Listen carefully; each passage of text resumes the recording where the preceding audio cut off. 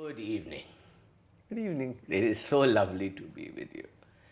The last time you and I talked like this was 11 years ago when we made our film. As long ago as that? 11 years ago. I can't believe it. I was just 1 year before your 80th birthday. And we made the film, I believe. And that's how we started. And we released that on my 80th birthday. On your 80th birthday, exactly 10 years ago. It was a decade ago, quite right. Amazing. I want to go back to when we first met, because I met you in New York when you had come to visit for the Millennium Peace Summit. Yes, Do you remember that? That was a very important meeting. The United Nations for the first time held this Millennium Peace Conference. Not only political leaders, but religious leaders also. It was unique. Phenomenal. And I presided over the opening plenary because I've been involved in the interfaith, as you know, for several decades. Correct. And that was a milestone. The UN never did anything like that again. Although that was, mind you, 21 years ago. And it harks back to the beginnings of all this, because the first Parliament of Religion was in 1893. This was trying to emulate that in a way, And that brought Swami Vivekananda to the world. You see, 1893 was a very significant year. It was the year 3 people sailed. Mahatma Gandhi sailed from London to South Africa. Sri Aurobindo sailed from London to Mumbai. Vivekananda sailed from India to America. 3 great men were crossing the oceans at the same time. Isn't that extraordinary? Remarkable. The same year. And 1893, of course, it is a miracle that Swami Vivekananda got there at all. First of all, getting there was almost impossible. He wasn't invited. He somehow managed an invitation. I don't know how he did it. There are lots of stories, but ultimately he got in. And once he got in, he became a sensation. Overnight. Overnight, when he got up, people were stunned, brothers and sisters of America, he said. What a great way to open. Nobody had ever spoken like that before. And a great speech. In his first speech, he said that I hope that the bell that rings today rings the death knell of all fanaticism and intolerance and hatred and all, and brings in a new era. And he became a sensation whenever he came. He spoke, the crowds went berserk. And it's very important because, rather, it wasn't only a flash in the pan. He stayed in America for a while. He met a large number of people. He influenced a large number of people. And then he visited America for a second time also. And that meant that he made a sustained impact upon America and began what can only be called a new chapter in the interfaith movement, because that is how it grew. And then but there was no such thing before this. There was not an idea of an interfaith dialogue as such, was there? In fact, there were interfaith wars. Whole of human history is full of interfaith wars. The Crusades and the Dharma Yuddhas and the jihads and Saladin and all those people. There were wars all the time. So it was politics cloaked in religion. Yes. Exactly. And economics. So this is the first time that an attempt was made to say, no, let's get these people together. Let's see what they have to say to each other. And it was very successful. And from then, as you know, we've had, I think, 8 parliaments in different continents. We've had it in Cape Town, we've had it in Melbourne, we've had it in Canada, Toronto, we've had it. You're getting involved in it was with Mrs. Hollister, I believe. With Juliet Hollister, who founded the Temple of Understanding. Tell us about that. You see, she is a remarkable American woman. One of those women who have just a single goal, to get people together, peace. So she got Eleanor Roosevelt and she got all sorts of people along with her. And she held a meeting in Bombay. Juliet she was there, and it was love at first sight, if you see what I mean. Because I was so taken and she was so taken with me. And we sort of said, this is an excellent thing. This is something I had always wanted to do because of the Upanishadic background, which, as you know, is very inclusive. There is no exclusivity in the Upanishads. But speaking of the Upanishads, we'll come back to Hollister in a second, but Swami Vivekananda's message to America was Vedanta, wasn't it? Exactly, it was the Upanishads. What was he talking about? The Vedanta, when you use the term Vedanta, it means the teachings of the Upanishads. Because we have so many Shastras. We have the Vedas, we have the Aranyakas, we have the Brahmanas, Upanishads. Later we have the Puranas and the Gita. They are derivative. The Upanishads are the supreme texts of Hinduism. And they are the ones that contain all the wisdom. They are dialogues, by the way. The Indic civilization is a dialogic civilization. All of them. Hinduism, Buddhism, Jainism. Constantly teacher and talker. Not a revelatory way. This is a revelation. Here it is. Take it or leave it. Or prophecy. It's a dialogic. Rather like the Greeks. They were also dialogic with those marvelous dialogues with Socrates and Plato.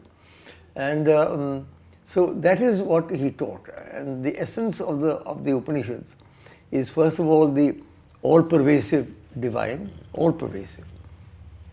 The billions and billions of galaxies that have been, that will be, that will be in the future. Everything that exists is suffused with the divine power.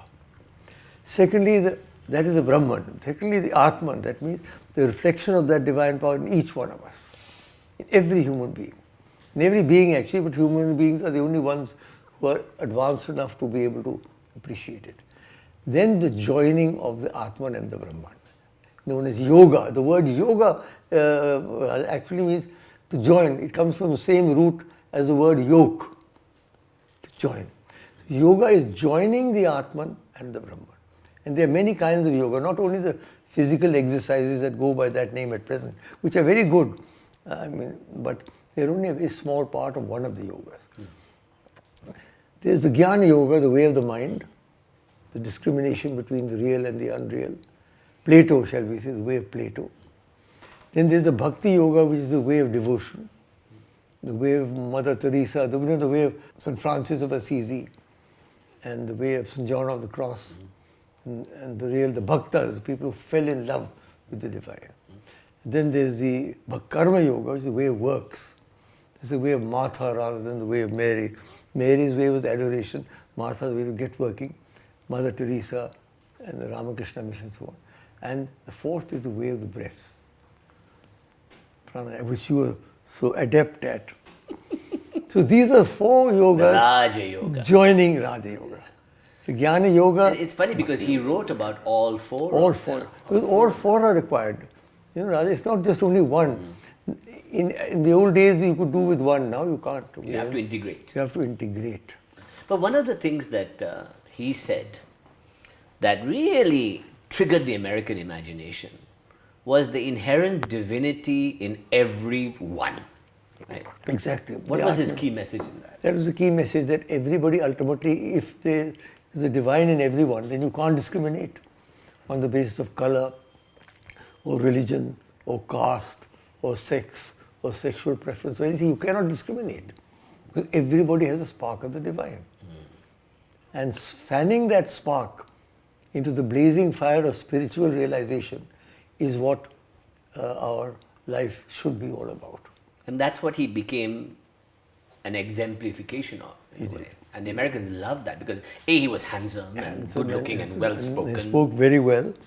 And, and he only lived 39 years. That's right.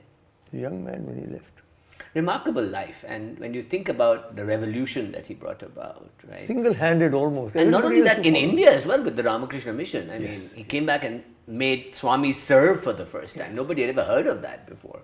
What was his effect on India? What did he... On India, of course, India is much bigger, so his effect was not so dramatic and immediate as it was in America. Because for America, it was something totally new. Nobody had ever told them about this before. Whereas in India, we have so many Swamis, but it did have an effect. Because the Ramakrishna mission, based, I may add, on the Christian missions, what they were doing, has really begun doing health and education. Open schools. Service to the poor. Service to the poor. Man. And when he founded it, he said, he gave a message to them. Atmana mokshartham jagat hitaya cha. Work for the liberation of your souls, but also for the welfare of humanity. Jagat hitaya cha. Powerful message. Not only one, both.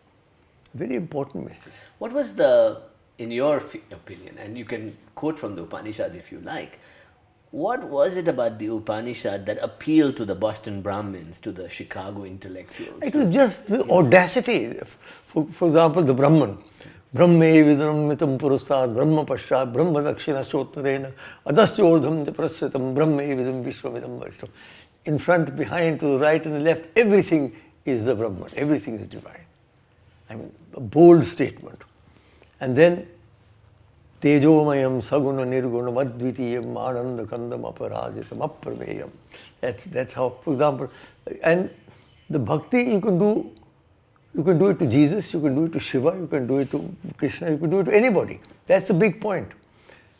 Not only people who worship Jesus, fine for the Christians, but I worship Shiva. So I have every right to worship Shiva. And so this multiple paths to the divine, let me put it in one sentence. The essence of the Vedanta is accepting multiple paths to the divine. And all paths are true. Ultimately. It's just that we are like the blind men and the elephant trying to figure it out. In a way, yes. Yes.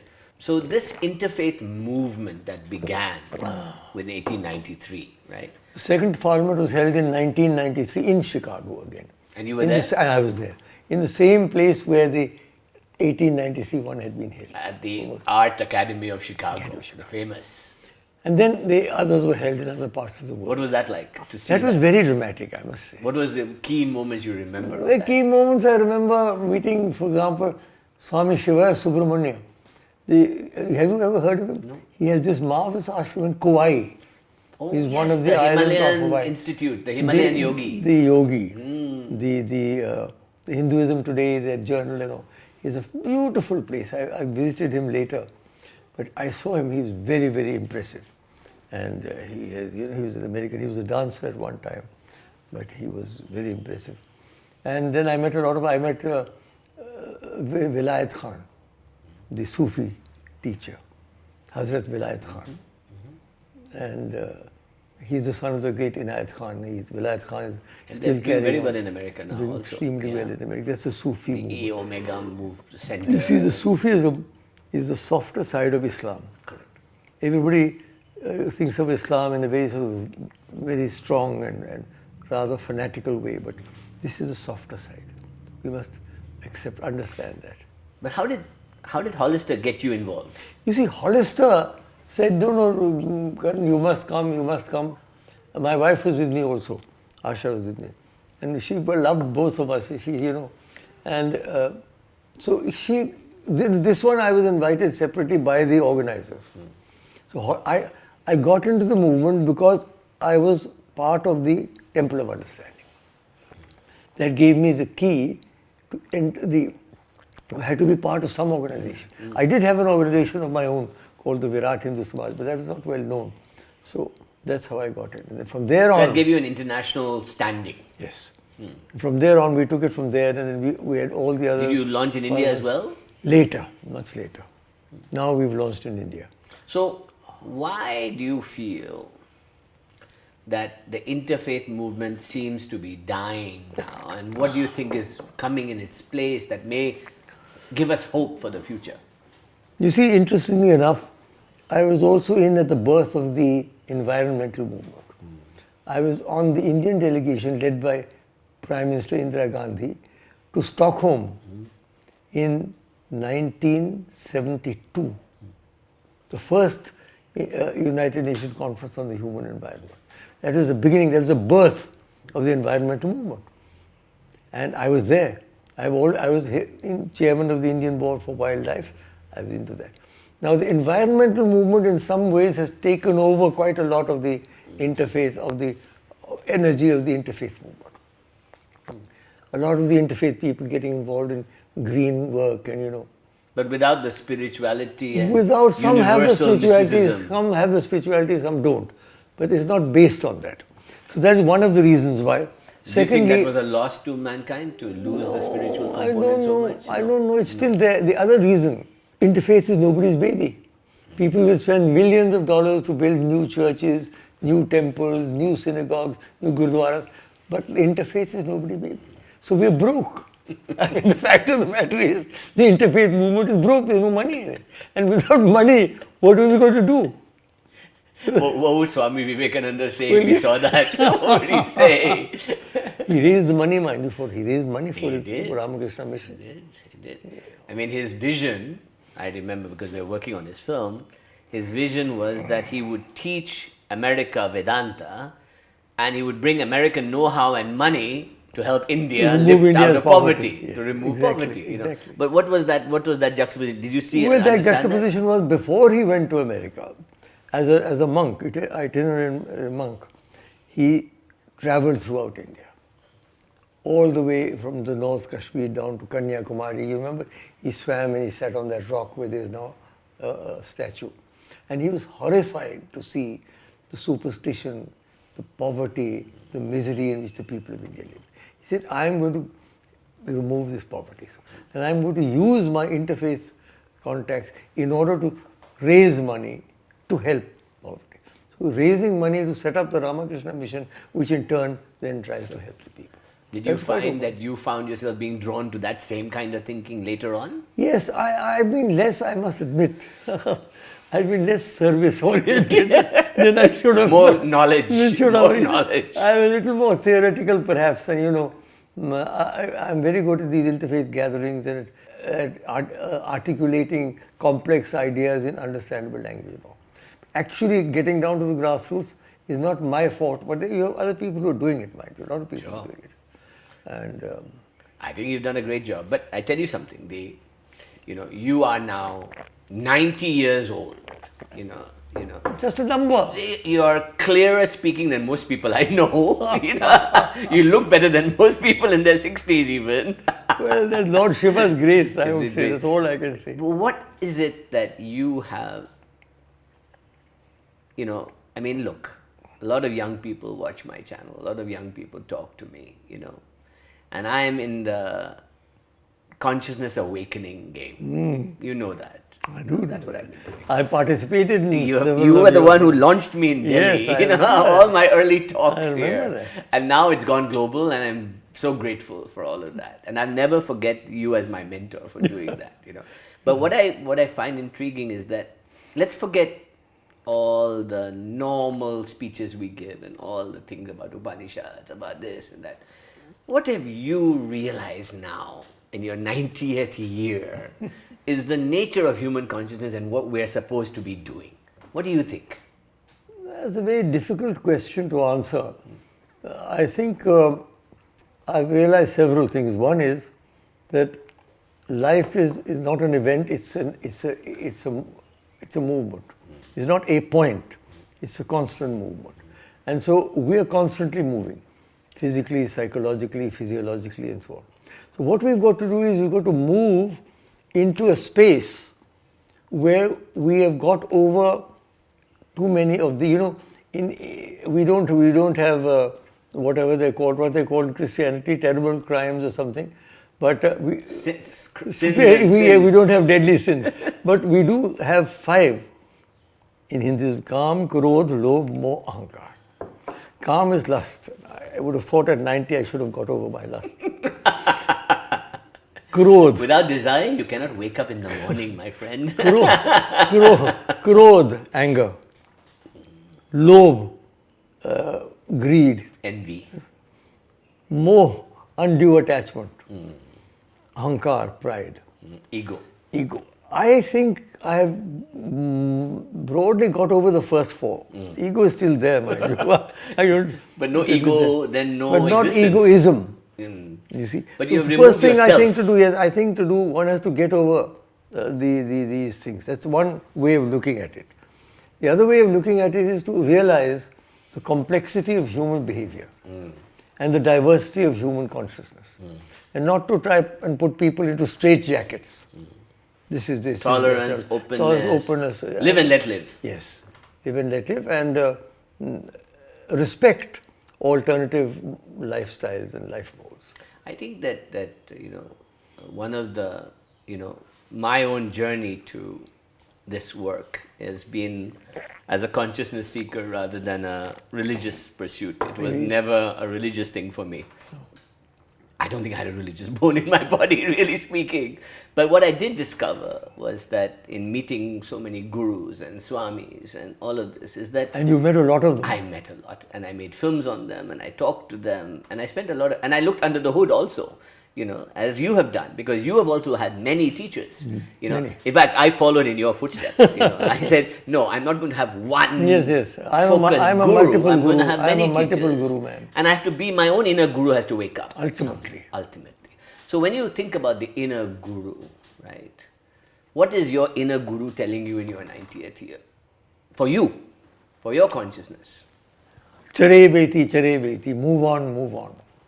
Never stop. Never stop. A rolling stock, a But rolling stone. there's a poem by Francis Thompson. Not where the wheeling systems darken and our benumbed conceiving souls. The drift of pinions would we hearken, beats at our own clay-shuttered doors. The angels keep their ancient places. Turn but a stone and start a wing. 'Tis ye, 'tis your estranged faces that miss the many-splendored thing. The many-splendored light of the Atman. The light that lighteth every and man that you can comes see it in into every the face world. you meet, in every action you do, in every thought And you have. every religion, the light that lighteth every man that comes into the world, the Bible says.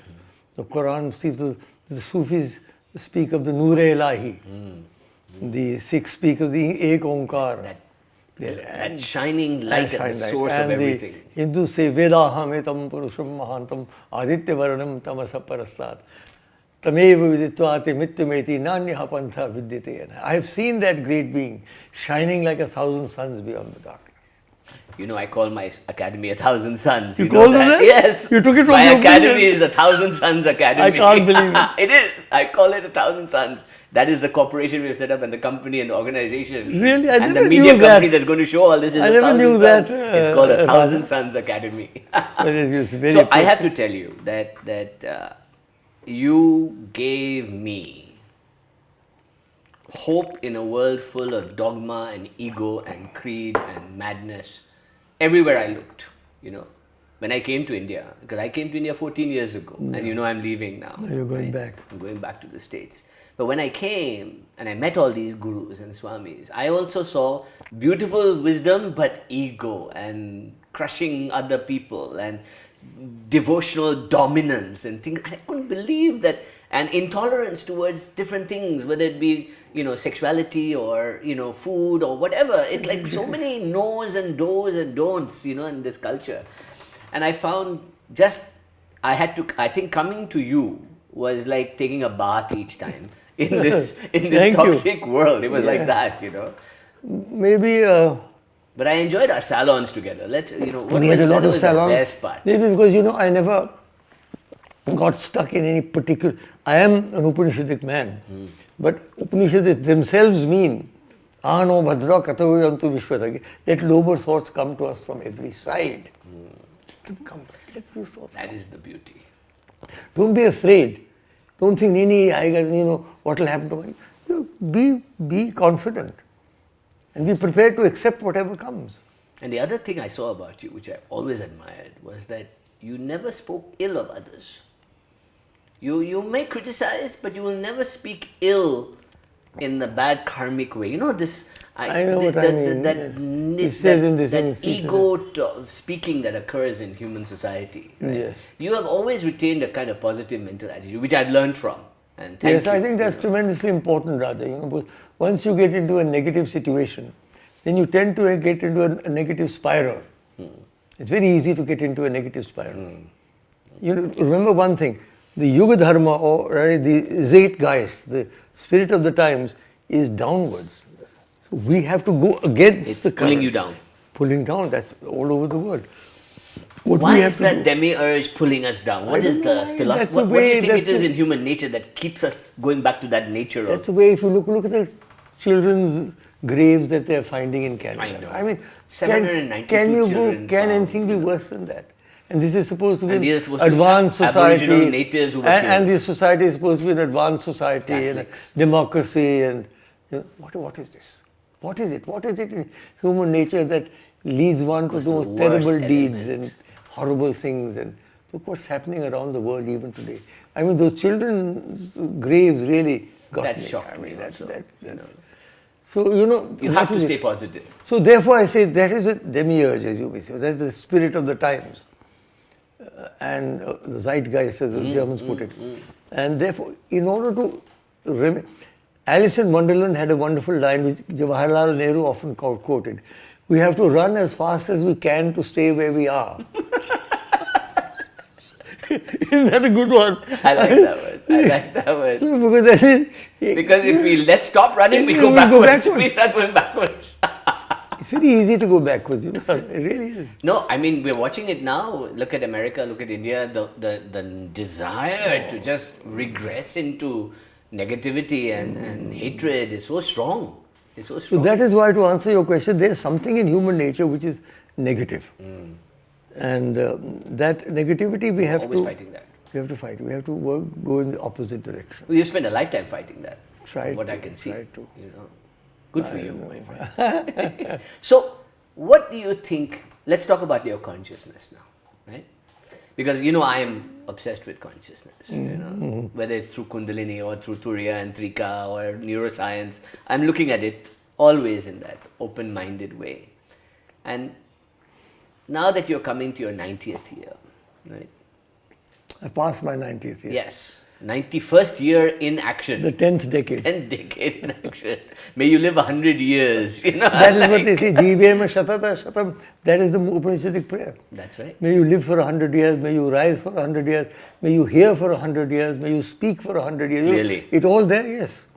So only 10 years. It's not that long. You can do it. I expect to see you every year when I come back here. You know. But one thing I wanted to ask you is that all your experiences with Swami, Muktananda, all the rishis you have met, all the saints you have met, the Dalai Lama, you have met almost every religious and spiritual leader you can imagine in this last 3 ages of 50, 60 years of active life, right? You've met them.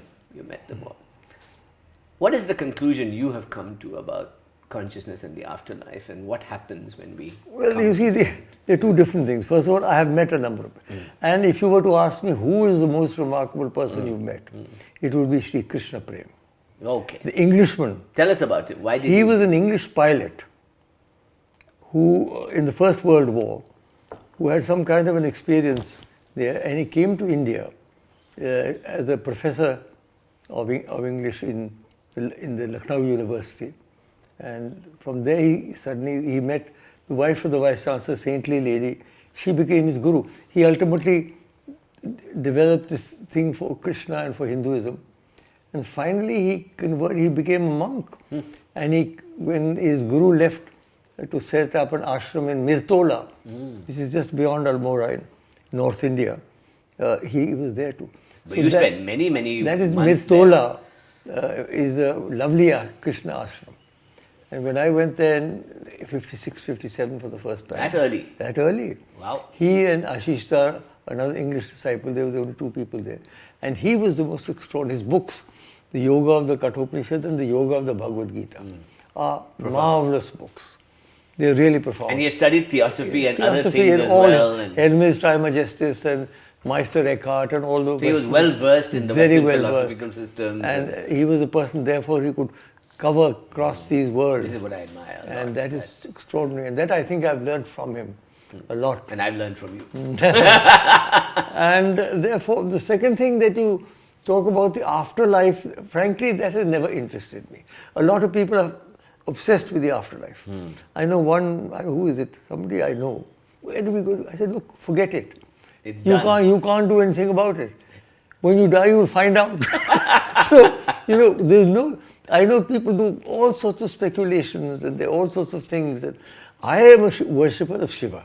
Tell us about Shiva is the Lord of life and the Lord of death. He is the Mahakaleshwara, the great Lord, the Ujjain temple. And so, it is his decision, not mine. I'm ready. Whenever he says, come along, buddy, I'm off.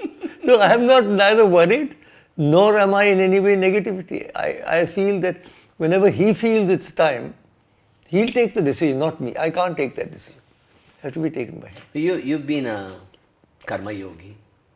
You've been a bhakt also, right? You've been some Raja Yoga. Some Raja, Gyan Yoga also. Gyan Yoga, Raj Yoga is the weakest. Gyan Yoga, you did Upanishad. The Raj Yoga has been the weakest one. The weakest one. That is, you instead of helping me, you're helping all these chaps on I tried to help you. No. You were going to leave India without getting my kundalini aroused. I tried to stir it up for you. I tried to stir it up for you. But you see, the thing is that someone like you, your consciousness is already expanded to such a degree that you think you're not awake, but you're awake. Well, I am awake in some sense, but I have no idea. Because there's nothing that says that I am a man of the world, I am a man of materialism, I am a man of my love of creative and beauty and things like that, that stops you from being conscious. You know, there's nothing. It's part of consciousness. In fact, I feel sorry for those who don't know how to enjoy beauty and good food and good company and good poetry and I love music. Urdu poetry. You love, please. तुम आए हो न शब इंतजार गुजरी है, तलाश में है सहर बार बार गुजरी है, जनू में जितनी भी गुजरी बकार गुजरी है, अगरचे दिल पे खराबी हजार गुजरी है. Beautiful. फैज़ अहमद फैज़, पाकिस्तानी. वो बात सारे फसाने में जिसका जिक्र न था, वो बात उनको बहुत नागवार गुजरी है, और फिजा के हाथों गुलों पर न जाने क्या गुजरी, चमन से आज सबा बेकरार गुजरी. वाह वाह. न गुल खिले हैं न उनसे मिले न मैं पी है, अजीब रंग में अब के बाहर गुजरी. The flowers have not bloomed, I have not met my lover, or गुल खिले, I have not had my wine. Strange way this spring has passed. Because I'm intoxicated by the divine. So, I think that is what I love. And one thing we never talked about before, and you and I should spend time later on this, is that, you know, I've been studying the deeper aspects of Kashmir Shaivism. Oh, yes. You know, in Trika. And I read in depth Pratyabhigna, Vigyan Vedanta. You know, a lot of reading you've done. Beautiful teachings. Now, that came out of Kashmir. Yeah. Now, Kashmir at some point gave us the Buddhist conference that gave us Mahayana Buddhism. Indeed. Gave us Kashmir Shaivism. Yes. Gave us Shiva Sutras. Gave us Abhinav Gupta. Gave us so much profound wisdom, right? And then all that gets crushed. It's a tragedy because 12th century, right? 12th century onwards. Crushed completely. In fact, thank God Lakshmanju and others. Well, when the Dogras came in, when our family came in, we tried to, you know, because previously it was all non-Hindu rulers. That's right. When we came in for the first time, it was the revival of Hindu rule after 700 years, 800 years. What year was that? This was your 1846. 1846. We set up the state and ruled it for a full century till 1947. Who was your Maharaja Gulab Singh. Gulab Singh. And he was also very famous for supporting the Theosophical Society. He was in touch with HPB. And he helped finance them and supported them. Yes, and Maharaja Ranbir Singh, his son also. What a man. So the thing is that after that we tried to bring back the Gilgit manuscripts, for example, which tell us about the Shiv Sutras would have been lost. It's only under Dogra rule that we were able to get them out and get them published. Wonderful. The Kashmir series of text. God. Then we got Lakshmanju, was a living example of Kashmir Shaivism. I knew him so well. I can still see him in his tall man with a robe. And Swami Muktananda was also your teacher. And Muktananda also was a teacher. He was a Kashmir Shaivism expert as well. So but I have not studied Kashmir Shaivism, unfortunately. No. Because it's an extremely complex, and as you say, it's a very profound, but it's a world by itself. You know, you've got to really go into it. You've been into it. I don't know how you've managed to read it. I'm loving and I'm enjoying it because it transcends. You know, they talk about a very interesting thing, and I want to talk about with you. They talk about the three main upayas that human beings have, right? They talk about anavopaya, which is the path of the ordinary man, the atom, which is bhakti and devotion and mantra and puja and church and temple, which is for the ordinary man, right? The person who can't even begin to meditate, right? That person. Then they have something called shaktopaya, which is the path of meditation, of inner contemplation, antarmukha, looking out, seeing it in the world, you know, being within, concentration, dhyana, this dhyana idea from yoga, right? Then the third one, they call Sambhavopaya. And Sambhavopaya is that I see Shiva in everything. I look at nature, Shiva. I see you, Shiva. I see Shiva in everything, right? That's the final. And then the final one is the beautiful one. And this is where you are coming to now, which is Annopaya, which is Pratyabhigna. That means I am Shiva. That is a very big leap. I agree with you. Shivoham, Shivoham. Shivoham, Upanishads say. Shivoham, you know. The whole Self-recognition they call it. Shankaracharya thing Pratyabhigna. revolved around Shivoham, Shivoham. So tell us about your love affair with Shiva. Why did Shiva I don't become know. such a powerful force in your life? You see, for 35 years I was worshipping Krishna. And then a certain event occurred which I am not in a position really to reveal, that changed my consciousness. A mystical experience. A mystical experience. I understand. A mystical experience, definitely, yes. Yes. And Where you perceived a kind of Shiva where consciousness. I found myself as part of the dance of Shiva. I no longer existed. My body had disappeared. The emotions had disappeared. But the mind was still there, and I was dancing to that Brahmananda, Muktananda, that Muktananda beats, you know, it was on there. Brahma Swarupa, Neel Varanam, Trilokinatham, Jai Gurudevam, Om Namah Mukta Shiva Anandam. Wow. That went on. So that was an extraordinary, that was the dance of Shiva. That was the dance of Shiva. So for that particular, those few hours, I participated in the dance. You transcended this reality. Totally. And that was a mind-changing thing. I didn't immediately change, but within a few months, I had moved on to Shiva. But I can understand that, because for someone like you who has lived their entire lives in the mind, this kind of consciousness would appeal, because Krishna requires you to devote yourself in bhakti and heart, but Shiva consciousness is pure mind, you know, transcending the So tattvas, once I got you onto know. that, I am obsessed with the Nataraja. Yes. The so-called dancing You've built Shiva. how many Nataraja temples I built now? 3 temples. 3 temples. One in North Carolina, and Yes. a beautiful, I will visit it this time. You must visit it, a community in Yogaville. Okay. I've It's heard a of lovely it. community, a I've beautiful interfaith temple. The really only interfaith temple that I've seen. And then there's this, and then on top of the hill there's Shiva that I donated. Who was the Swami there? Swami Muktananda. Muktananda. And he was the one who built this And you inaugurated Shiva. it. Shiva, I donated You the gave Shiva. the Nataraja. I gave the Shiva. And he built a glass temple in which it rotates. Ah, Actually, it's not rotating like it's dancing with the it's universe. dancing with the universe. Never stopping. Remember what you said earlier? yes. You should never stop. on. You keep running. And so that was one. That was Where are the other two? the other two are, one is in Jammu, Jammu. in my Raghunath temple complex, and one is in Pondicherry. I've been there. Very good. The That's small the only pyramid. Only pyramid temple in the world. Very powerful acoustics and feeling in there. Yes. Very I tried to combine the great artifact of the Egyptians, the pyramid, small pyramid, with the Nataraja, the greatest artifact of the Hindus. And that combination becomes very I took my students on a journey to South India in 2019, October, and we went to Chidambaram. And we saw the Nataraja there. What a That is where it powerful- began. And we saw the Aarti, and what power. That Pure is where it power. began. Huh? Chidambaram is where the Shiva That's Nataraja right. Puja began. That's right. That's right. It's the Natarajeshwara temple. But it seems a much more ancient metaphor. Very ancient, you know. You see, it's a kinetic image. Most images are static. You know. This one moving. It's like the universe, which is constantly moving, not static. And it has everything. It has the creation with the drum. In the beginning was the Word, and the Word was with God. The Word was God. And the other, the fire, which is ultimately the Big Bang. the bang. But if there was only those two, then where do we fit in? Other two hands. This one, fear not. And, the others, And this one Abhaya. pointing to his, Abhaya. this is Abhaya Mudra. Mudra. And the other one pointing to his upturned leg. This is the way. there's the This dwarf is the way. beneath the leg. And that is egoism. The dwarf. Dwarf. So when they write your epitaph, they're going to say, he never stopped moving.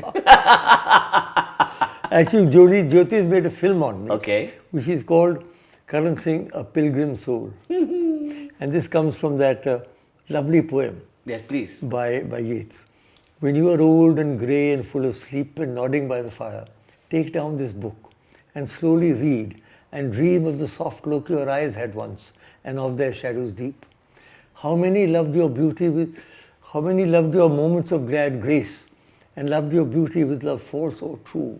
but one man loved the pilgrim soul in you and loved the sorrows of your changing face, and bending down beside the glowing bars, murmured a little sadly how it fled, and paced upon the mountains overhead, and hid his face amid a crowd of stars. What a beautiful poem. And what I gives you goosebumps. Gives you goosebumps.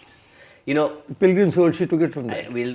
I think that was a perfect place to end our dialogue. Well, it's been lovely talking to you. It was wonderful. I love talking to you. I love talking to you, and I'm so glad that you found your association with me to be of use at that particular moment. I don't think it's a use. I think it was a blessing. In a world of ego, to just have a chance to sit. Every Sunday we would sit and just talk philosophy and life and I enjoyed those. I enjoyed those salons. It was a wonderful journey. 14 years passed by nicely for me, thank God. Our friend Munish joined us sometimes. Yes. And the three of us would just sit and talk about anything that we sort of felt. Wonderful. It was lovely. I enjoyed them. I remember them.